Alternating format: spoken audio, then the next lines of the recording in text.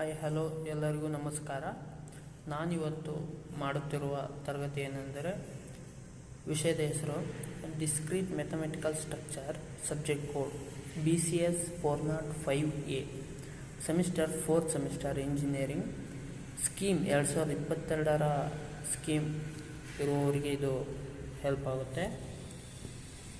ಬನ್ನಿ ನೋಡೋಣ. Discrete mathematical ಸ್ಟ್ರಕ್ಚರ್ನ module number 1 fundamental of logic. Module number 1ನಲ್ಲಿ ಸುಮಾರು 1 2 3 4 5 6 7 ಕಾನ್ಸೆಪ್ಟ್ಸ್ ಬರ್ತವೆ.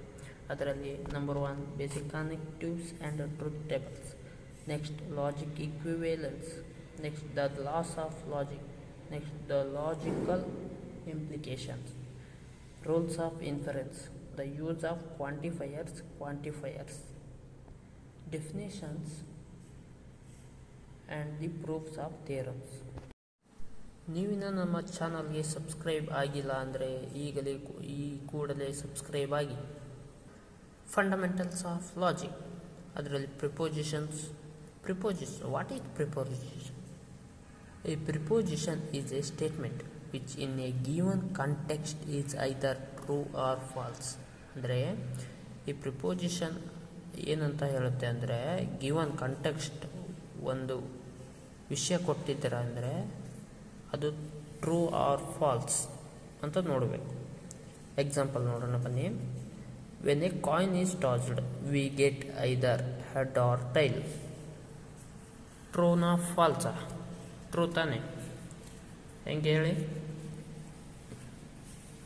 ಒಂದು ಕಾಯಿನ್ನ ಟಾಸ್ ಮಾಡಿದಾಗ ಹೆಡ್ಡು ಟೈಲು ಯಾವುದಾದ್ರೂ ಬೀಳ್ಬೋದು.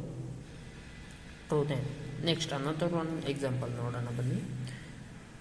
1 ಈಸ್ ಗ್ರೇಟರ್ ದ್ಯಾನ್ 2. ಇದು ಟ್ರೂನಾ ಫಾಲ್ಸಾ? ಫಾಲ್ಸ್ ತಾನೆ, ಯಾಕೆಂದರೆ 1 ಚಿಕ್ಕದು, 2 ದೊಡ್ಡದು. 1 is greater than 2 wrong, that is false. Prepositions are denoted by P, Q, R, S, T. Usually small ಲೆಟರ್ಸ್ನೇ ಬಳಸಬೇಕು. The truth or the falsity of a preposition is called its truth value. ಪ್ರಿಪೋಸಿಷನಿನ truth or falsity, ಇದ್ರದ್ದು value ಏನು ಬರುತ್ತೆ ಅದನ್ನೇ truth value ಅನ್ನೋ ಕರೀತಾರೆ. If a preposition is true ಆಗಿದ್ದರೆ ಇದ್ರ ವ್ಯಾಲ್ಯೂ 1 ಆಗಿದೆ. If a preposition is false ಇದ್ರ ವ್ಯಾಲ್ಯೂ 0. ಫಾಲ್ಸ್ ಇದ್ದಾಗ ನೆನ್ಪಿಟ್ಕೊಳ್ಳಿ, ಇನ್ಮೇಲೆ ಇದೆ, ಮುಂದಕ್ಕೆಲ್ಲ ಇದೇ ಬರೋದು. ಟ್ರೂ ಇದ್ದಾಗ 1 ಬರುತ್ತೆ, ಫಾಲ್ಸ್ ಇದ್ದಾಗ 0 ಬರುತ್ತೆ. ಫ್ರೆಂಡ್ಸ್, ಈಗ ಲಾಜಿಕಲ್ ಕನೆಕ್ಟಿವ್ಸ್ ಟ್ರೂತ್ ಟೇಬಲ್ನ ಕಲಿಯೋಕೆ ಹೋಗ್ತಿದ್ದೀವಿ. ಫಸ್ಟ್ ಒನ್ ನೆಗೇಷನ್ ಅಂತ ಬರುತ್ತೆ. ನೆಗೇಷನ್ ಅಂದರೆ P. This is A preposition P, not P. Negation not P ಅಂತ ಬರುತ್ತೆ. ಇದರಲ್ಲಿ ಇದನ್ನು ರೀಡ್ ಮಾಡಬೇಕಂದ್ರೆ ನಾಟ್ P ಅಂತಲೇ ರೀಡ್ ಮಾಡಬೇಕು. ಇದರಲ್ಲಿ ರೂಲ್ಸ್ ಏನಂದರೆ, ಟ್ರೂತ್ ಟೇಬಲ್ ಹಾಕೋಕ್ಕೆ ಪ್ರಿಪೋಸಿಷನ್ ಟ್ರೂ ಇತ್ತು ಅಂದರೆ ಅದು ನೆಗೇಷನ್ P ಏನಾಗಿರುತ್ತೆ, ಫಾಲ್ಸ್ ಆಗಿರುತ್ತೆ. ಇದ್ರದ್ದು ಉಲ್ಟಾ. ಅದೇ ಪ್ರಿಪೋಸಿಷನ್ ಫಾಲ್ಸ್ ಆಗಿತ್ತು ಅಂದರೆ ನೆಗೇಷನ್ P ಏನಾಗಿರುತ್ತೆ, ಟ್ರೂ ಆಗಿರುತ್ತೆ.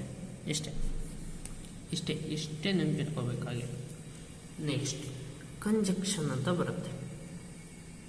ಕಂಜಕ್ಷನಲ್ಲಿ ಏನಾಗುತ್ತೆ ಅಂದರೆ, ಬೋತ್ T ಇದ್ದಾಗ ದೆನ್ T, ಅದರ್ವೈಸ್ ಫಾಲ್ಸ್ ಆಗಿರುತ್ತೆ. ಅಂದರೆ ಬೋತ್ ಎರಡೂ ಟ್ರೂ ಆಗಿದ್ದರೆ ಅದು ಟ್ರೂ ಆಗಿರುತ್ತೆ, ಅದರ್ವೈಸ್ ಫಾಲ್ಸ್ ಆಗಿರುತ್ತೆ. ಅಂದರೆ ನೋಡಿ, ಟ್ರೂ P, Q ಎರಡು prepositions, true otherwise true. False ಆಗಿತ್ತು ಅಂದರೆ ಒಂದು ಫಾಲ್ಸ್ ಆಗಿತ್ತು ಅಂದರೆ ಅದು ಫಾಲ್ಸ್ ಆಯಿತು.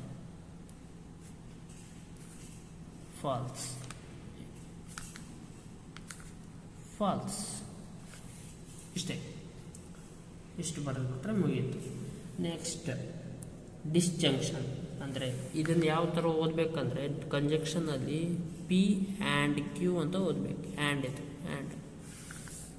ನೆಕ್ಸ್ಟ್ ಡಿಸ್ಜಂಕ್ಷನ್, ಇವೆರಡು ಪ್ರಿಪೋಸಿಷನ್ಸ್.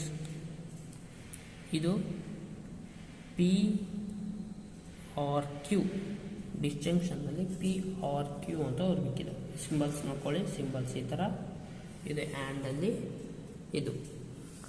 ನೆಕ್ಸ್ಟ್ ಡಿಸ್ಜಂಕ್ಷನ್ನಲ್ಲಿ ಹೆಂಗೆ ಅಂದರೆ both F then F otherwise T. ನೋಡಿ ಇದು ಟಿ ಟ್ರೂ ಟ್ರೂ ಇದ್ದಾಗ ಏನಾಗುತ್ತೆ, ಟ್ರೂನೇ ಬರುತ್ತೆ. ಅದರ್ವೈಸ್ ಟಿ ಎಫ್ ಇದ್ದಾಗೂ ಟಿನೇ ಬರುತ್ತೆ. ಅಂದರೆ ಟ್ರೂತ್ ಫಾಲ್ಸ್. ಏನು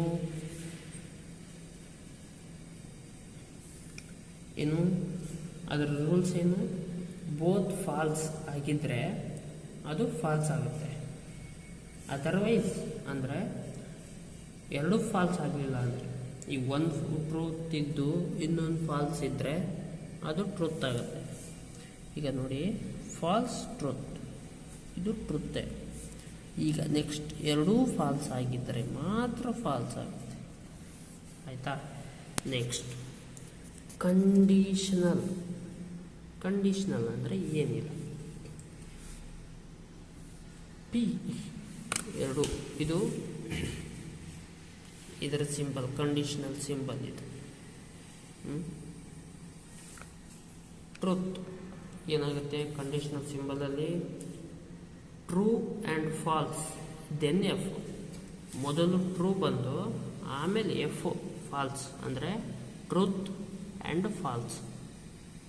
if first preposition is true, second preposition is false, then F, otherwise true. ಅಷ್ಟೇ. ನೋಡಿ ಹೇಳ್ತೀನಿ, ಎಕ್ಸಾಂಪಲ್ ತೋರಿಸಿ. True true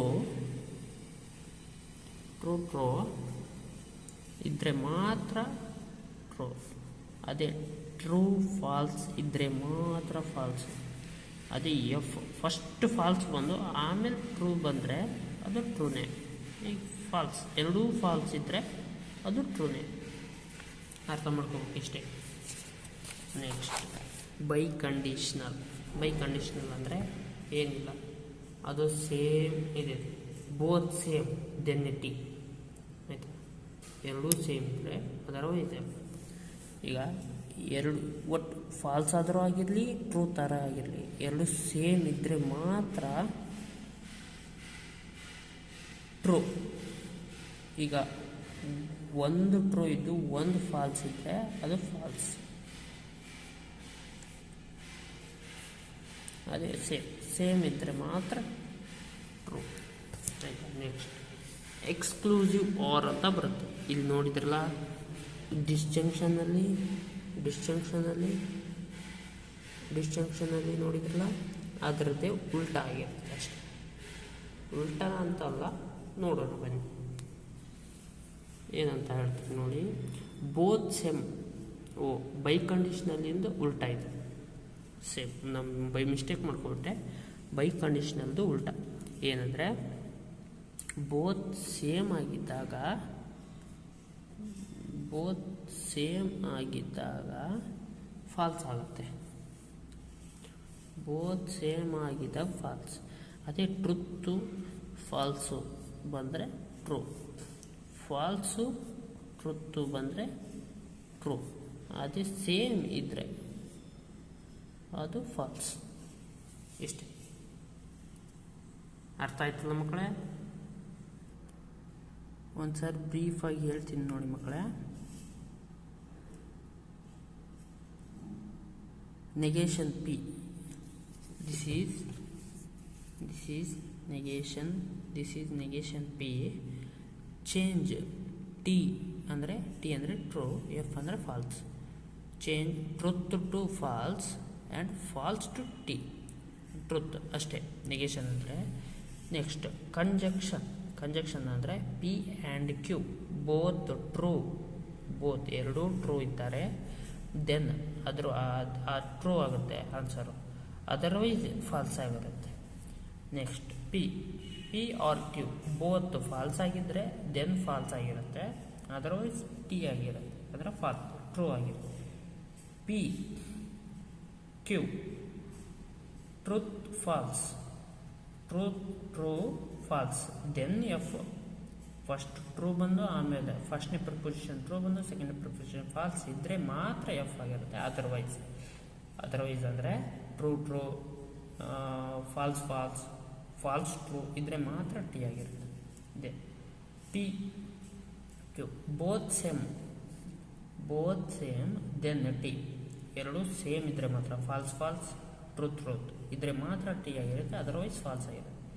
P exclusive or both same, ಎರಡೂ ಸೇಮ್ ಇದ್ದರೆ ದೆನ್ ಎಫ್ ಆಗಿರುತ್ತೆ. ಟ್ರೂತ್ ಫಾಲ್ಸ್ ಇದ್ದರೆ ಮಾತ್ರ ಫಾಲ್ಸ್ ಆಗಿರುತ್ತೆ, ಅದರ್ವೈಸ್ ಟಿ ಆಗಿರುತ್ತೆ. ನೆಕ್ಸ್ಟ್ ಇನ್ನೊಂದು ಪ್ರಾಬ್ಲಮ್ಸಿಗೆ ಹೆಲ್ಪ್ ಆಗುವಂಥದ್ದು ಇದು ಏನಂದರೆ ಟಟಾಲಜಿ. ಅಂದರೆ ಆಲ್ ಆನ್ಸರ್ಸ್ ಟ್ರೂತ್ ಟೇಬಲಲ್ಲಿ ಆಲ್ ಆನ್ಸರ್ಸು ಟ್ರೂ ಆಗಿದ್ದರೆ ಮಾತ್ರ ಅದನ್ನ ಟಟಾಲಜಿ ಅಂತಾರೆ. ನೆಕ್ಸ್ಟ್ ಕಾಂಟ್ರಾಡಿಕ್ಷನ್ ಅಂದರೆ ಆಲ್ ಆನ್ಸರ್ಸು ಫಾಲ್ಸ್ ಆಗಿರಬೇಕು, ಹಂಗಾದ್ರೆ ಮಾತ್ರ ಕಾಂಟ್ರಾಡಿಕ್ಷನ್ ಅಂತಾರೆ. ಕಾಂಟಿಂಜೆನ್ಸಿ